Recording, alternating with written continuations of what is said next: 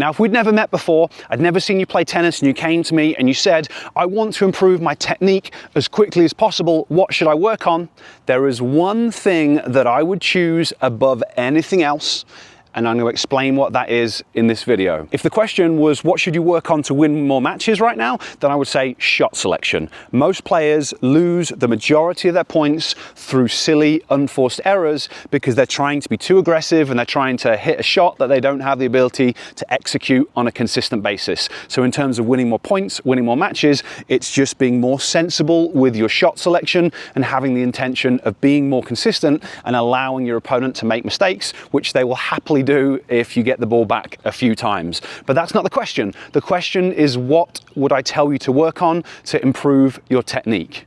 And that one is simple. I would tell you to work on your recovery and the intensity of your feet in between shots. There are a lot of different things that you could work on and you might need to change technically. But what you need to understand is that tennis shots are sequences of events. You have to get to the ball, you have to get set up in the best position possible before you can execute your technique. I find the vast majority of players are focusing on the swing, the mechanics, the contact point, all the things that come at the end. But then when you watch players, the biggest issue for most players is that they don't get prepared and set up in position in time. They're either preparing late, or they're just not set up in the right position. Most of the time it means being too close to the ball, or it means their opponent hit a deep ball and instead of retreating back to allow the ball to drop into a more comfortable position, they're on the baseline trying to hit really difficult shots from up here. And often it's a combination of being too close to the ball and trying to take the ball in a crazy position. So players are preparing late and they're not in the right position, and there could be a lot of different things that we could work on there. But one of the biggest things that I've seen when I watch players is that they don't recover after their previous shot, and because they didn't recover after their previous shot, they're not in position in time to then be able to do a split step, to then be able to prepare quickly and set up in the right position.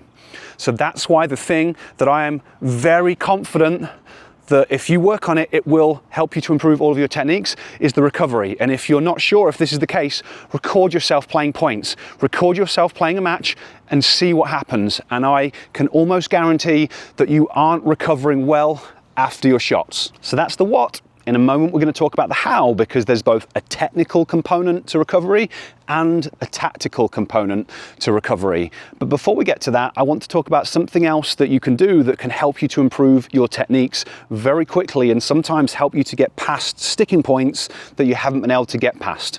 Because in order to use good technique, you have to be really good at reading the flight of the ball and tracking the ball through to contact. And unfortunately, a lot of players' visual systems just don't work well enough to be able to do that in the way that they need it to. And the reason that that's the case is because people spend most of their time looking down at screens and phones, and that starts at school and then it happens all the way through your working life. And then you step out on the tennis court, the ball's flying at you from 78 feet, and the system isn't prepared to that because it's adapted to looking at stuff that's up close.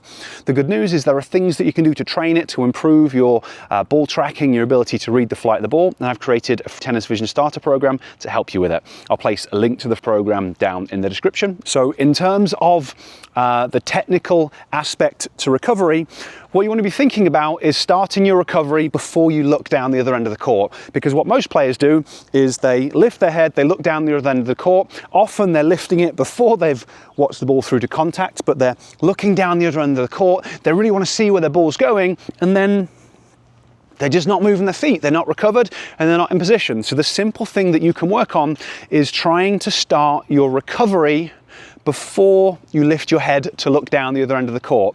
So if I'm hitting an open stance forehand, I'm going to keep my head still where the contact was. I've landed, look at the angle of my leg, and then going to start my recovery. And then as I'm recovering, that's when I look down the other end of the court. So it'll look like this. You can see it's only a fraction of a second before I look down the other end of the court.